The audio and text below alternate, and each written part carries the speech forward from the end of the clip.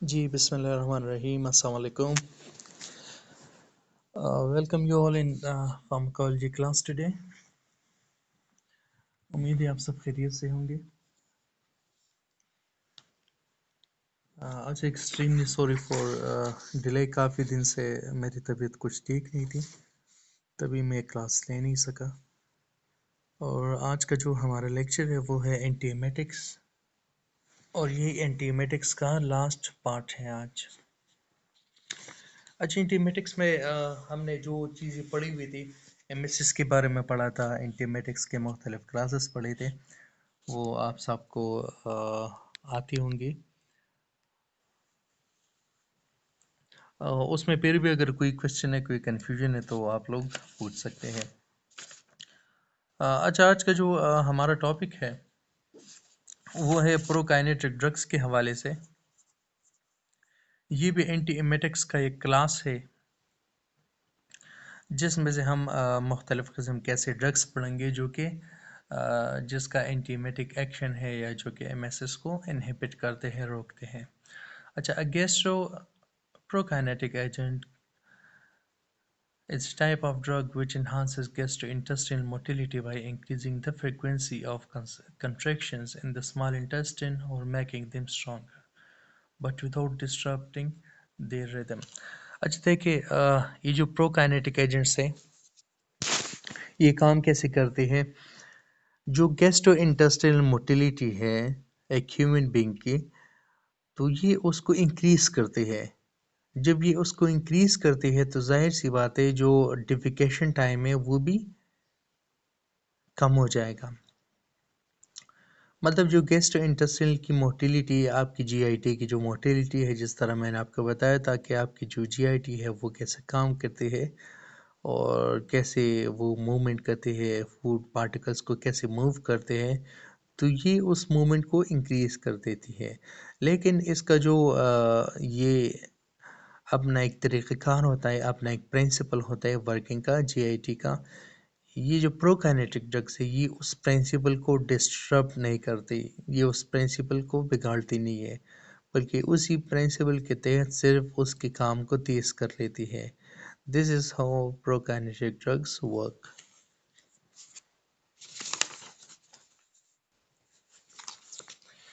अच्छा, they are use to treat irritable bowel syndrome.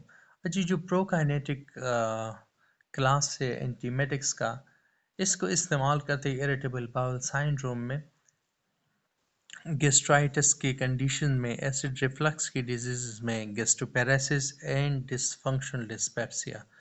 ये मुख्तलिफ़ किस्म के इंडिकेशंस हैं जिसमें प्रोकाइनेटिक्स को इस्तेमाल किया जाता है.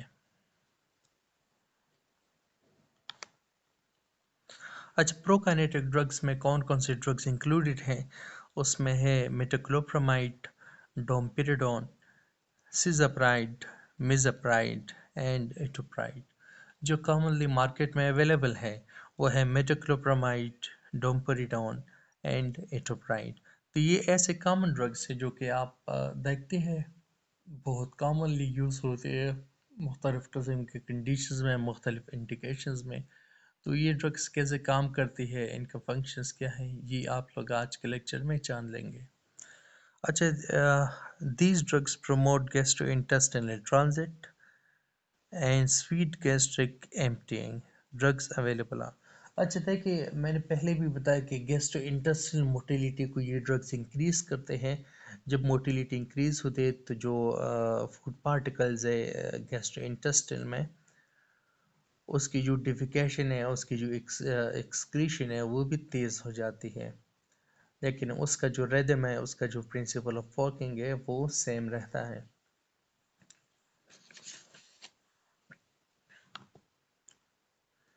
अच्छा, mechanism of action of prokinetic drugs. तो अभी हम मैकेनिज्म देखते हैं कि ये जो प्रोकाइनेटिक ड्रग्स है ये कैसे काम करते हैं, इसका मैकेनिज्म ऑफ एक्शन क्या है. तो metoclopramide and domperidone are dopamine D2 receptor antagonist. अच्छा, ये जो मेटोक्लोप्रामाइड है और डोमपेरिडोन है या जो एटोप्राइड है, तो ये है D2 receptor antagonist. D2 dopamine के जो रिसेप्टर्स है जो कि बॉडी के मुख्तलिफ पार्ट्स में अवेलेबल है, तो उन रिसेप्टर्स की ब्लॉकिंग करता है, ये उन रिसेप्टर्स को ये ब्लॉक कर देता है। Within the gastrointestinal tract, activation of D2 receptors block cholinergic smooth muscle stimulation. Blocking D2 will unblock the cholinergic smooth muscle stimulation.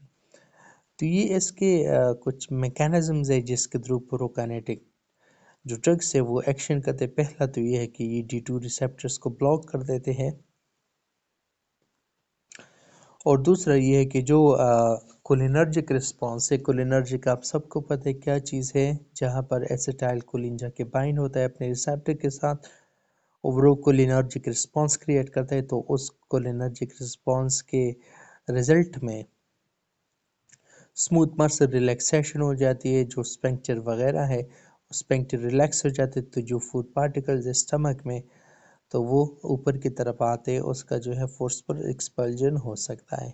अच्छा, blocking D2 will unblock the cholinergic smooth muscle stimulation.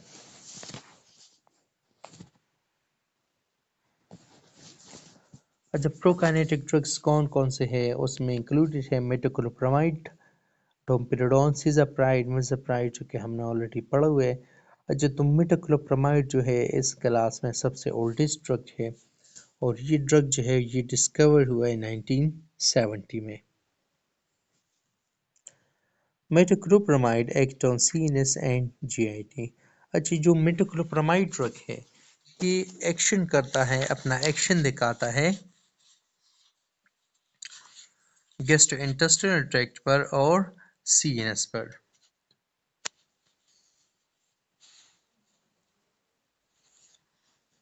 अच्छा, ये कैसे काम करता है हम अभी इसको देख लेते हैं।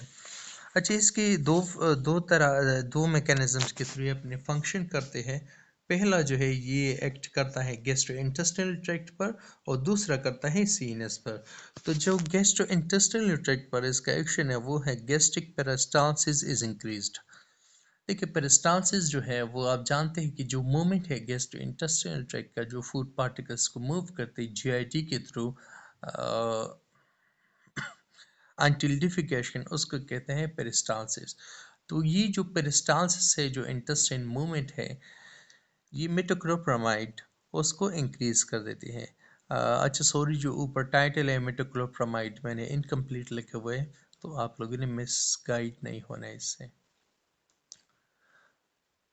अच्छा, पहला तो ये है कि पेरिस्टाल्टिक मूवमेंट को इंक्रीज करता है, रिलैक्सिंग पायरोलस स्फिंक्टर। और दूसरा ये है कि जो पायरोलिक स्फिंक्टर है, आपको मैंने बताया हुआ था कि कौन कौन से स्फिंक्टर्स अवेलेबल हैं आपके बॉडी में।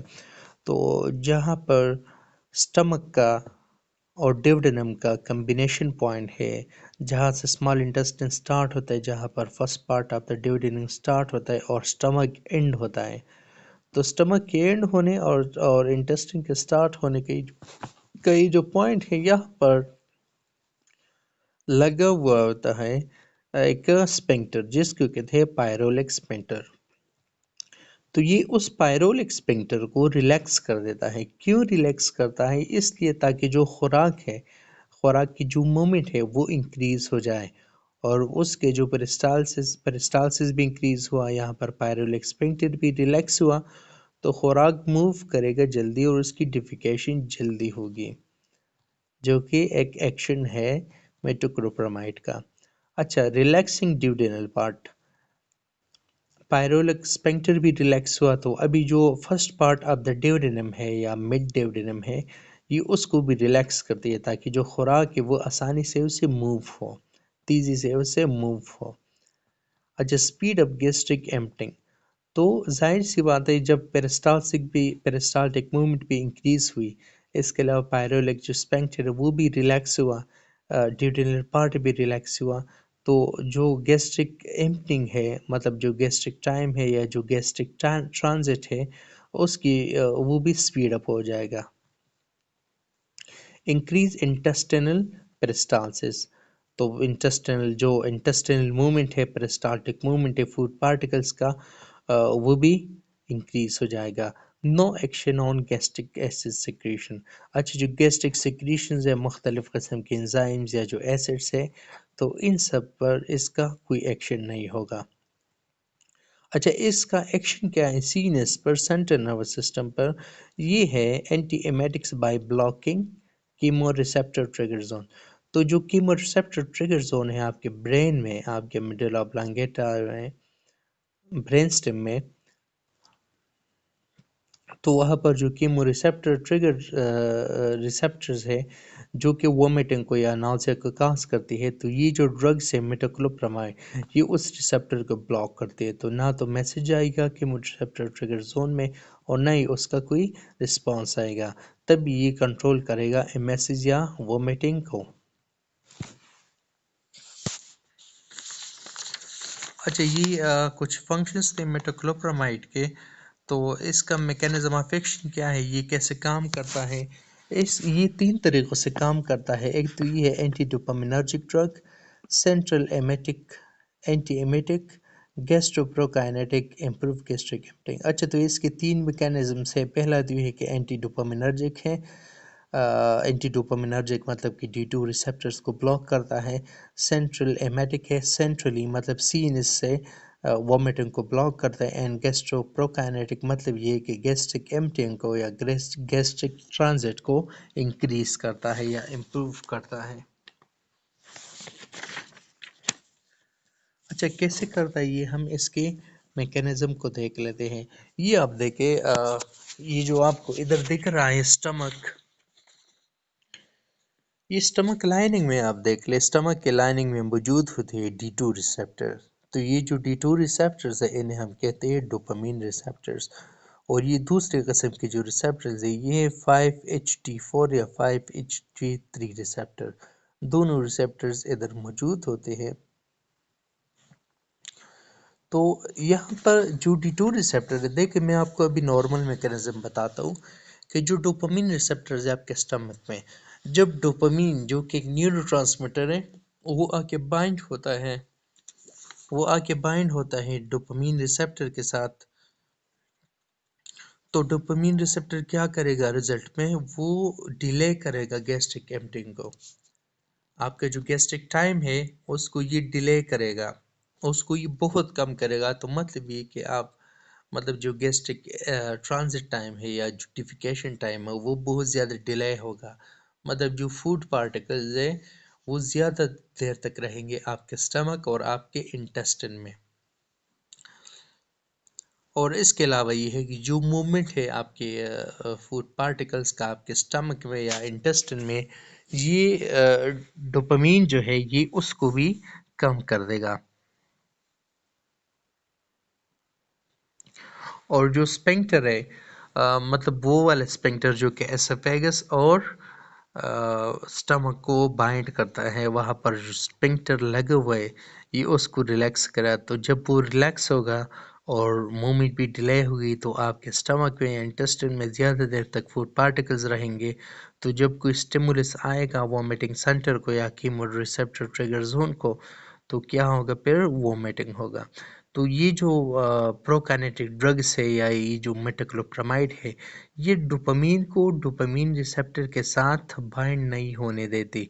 जब डोपामीन डोपामीन रिसेप्टर के साथ बाइंड नहीं होगा तो ना तो स्फिंक्टर रिलैक्स होगा, ना फूड पार्टिकल ज़्यादा देर तक रहेंगे स्टमक में, ना ही वोमिटिंग और नाज़िया होगा। तो एक नॉर्मल मैकेनिज्म होगा। अच्छा, दूसरा जो इसका मैकेनिज्म है वो है 5-HT3 रिसेप्टर के थ्रू। देखिए 5-HT3 जो है 5 हाइड्रोक्सी ट्रिप्टोफैन, ये एक ऐसा केमिकल है जो कि जब अपने रिसेप्टर 5-HT3 रिसेप्टर के साथ बाइंड होता है, तो जो वो है कीमो रिसेप्टर ट्रिगर जोन, उस कीमो रिसेप्टर ट्रिगर जोन को ये स्टिमुलेट कर देता है, जिसकी वजह से एसिटाइल कोलिन रिलीज होता है। और एसिटाइल कोलिन जब रिलीज होता है तो ये कंट्रैक्शन को डिक्रीज कर देता है और जो वो है स्पिंक्टर है उसको भी रिलैक्स कर देता है, जिसकी रिजल्ट में वोमिटिंग और नाजिया होता है। तो यहाँ पर जो 5-HT3 एंटागोनिज्म है या एंटागोनिस्ट है, ये इस कीमोरिसेप्टर ट्रिगर जोन पर अपना एक्शन करती है, उधर बाइंड होती है और वहाँ पर एसिटाइल कोलिन को बाइंड नहीं होने देती। तो जो कोलिनर्जिक एक्टिविटी है, मतलब ये कि जो कंट्रैक्शन है उसको भी डिक्रीज नहीं होने देती, स्पिंक्टर को भी रिलैक्स नहीं होने देती और फाइनल रिजल्ट में वोमिटिंग और नाज़िया को भी ये प्रिवेंट कर देते हैं।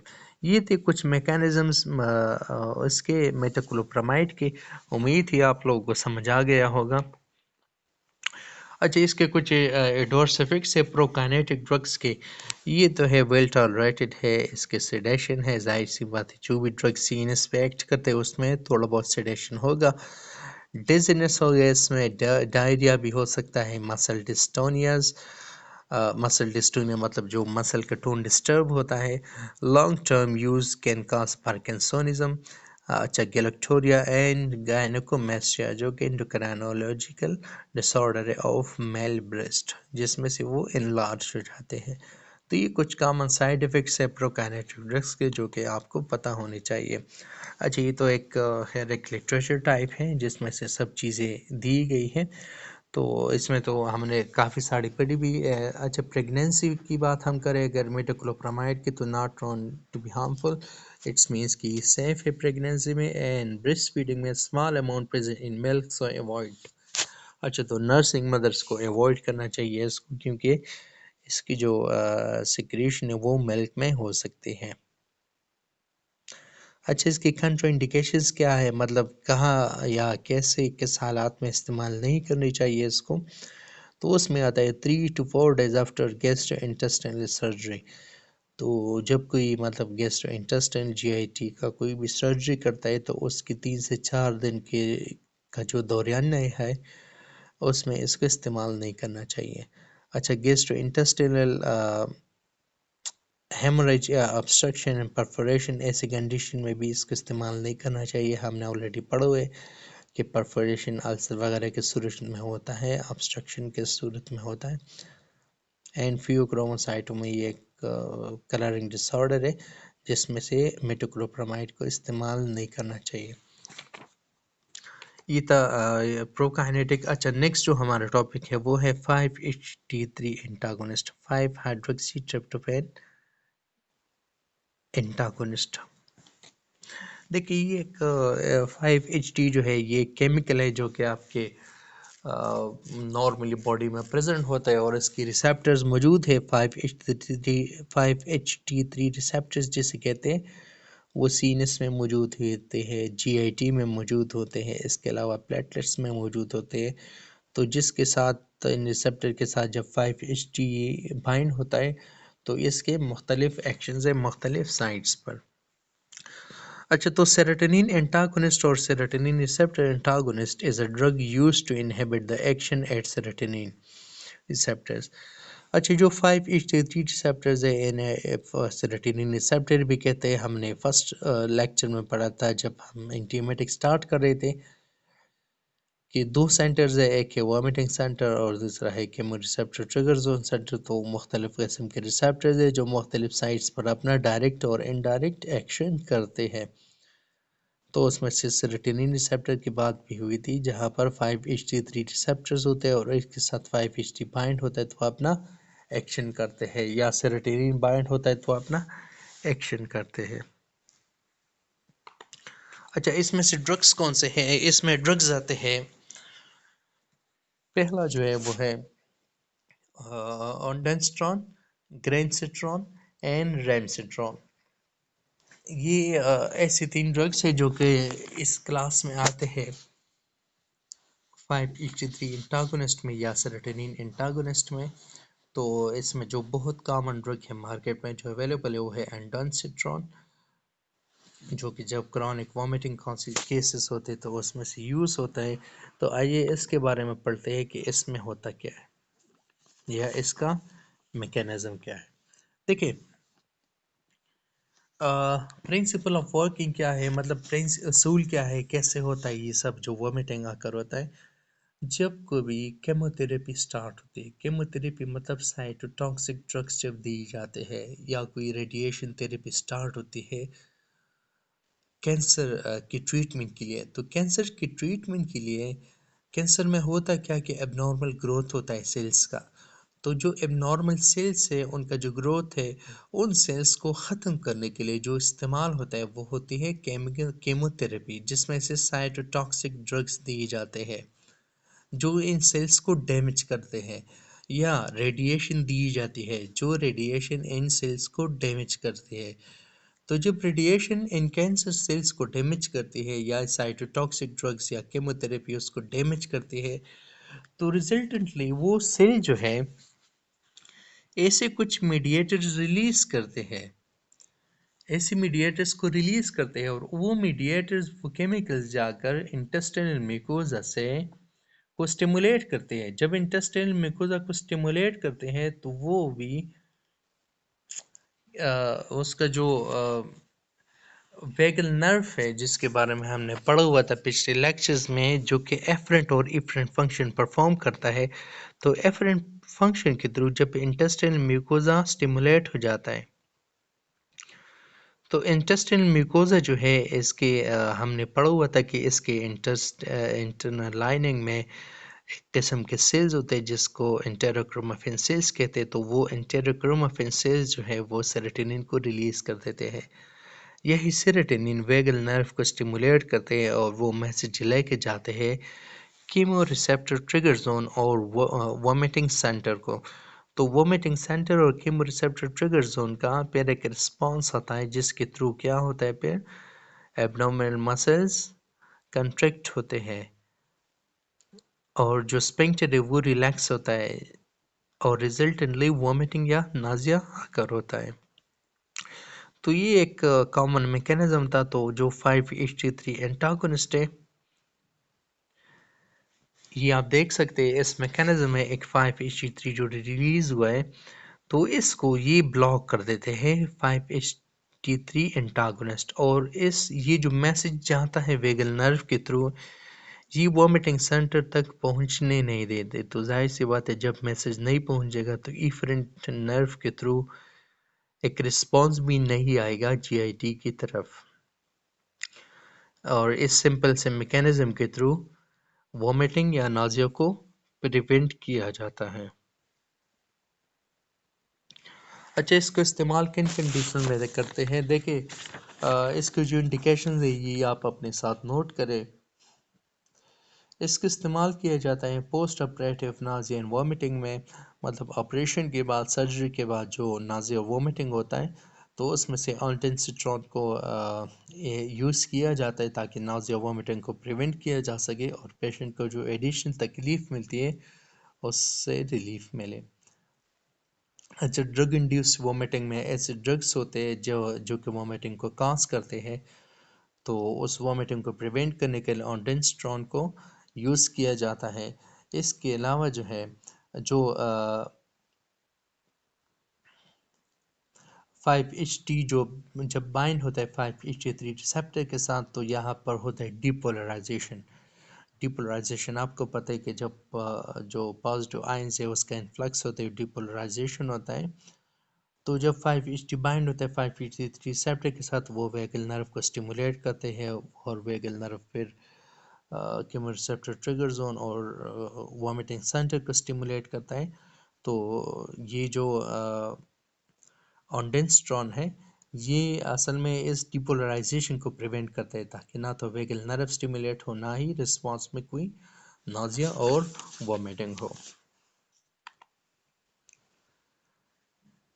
अच्छा, ये तो कॉमन मैकेनिज्म है जो कि हमने बार बार पढ़ा हुआ है कि गैस्ट्रोइंटेस्टाइनल ट्रैक्ट में आप देख ले प्रोकाइनेटिक ड्रग्स का एक्शन है उधर, और सेरोटोनिन ब्लॉकर्स का, सेरोटोनिन ब्लॉकर्स 5-HT3 एंटागोनिस्ट जो कि लास्ट टॉपिक हमने पढ़ा, तो ये केमो रिसेप्टर ट्रिगर जोन को स्टिमुलेट करते हैं। यहाँ पर रिसेप्टर्स होते हैं एंटी डोपामिनर्जिक प्रोकाइनेटिक ड्रग्स के और सेरोटोनिन ब्लॉकर्स की अपना एक्शन करते हैं। वोमिटिंग सेंटर जो कि मेडुला में मौजूद है,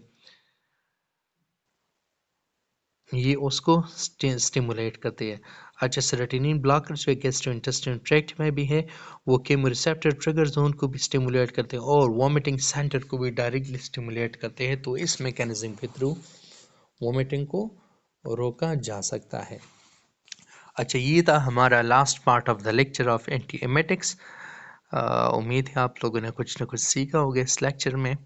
और जो हमारा पूरा एक 3-4 पार्ट्स का लेक्चर था एंटी एमेटिक्स का, अगर फिर भी कोई कंसर्न है, कोई क्वेरी है, तो आप लोग मुझसे पूछ सकते हैं ग्रुप में। So I will try to address each and every query. So thank you so much for such a being attentive audience. अपना ढेर सारा ख्याल रखिएगा। अल्लाह हाफिज़।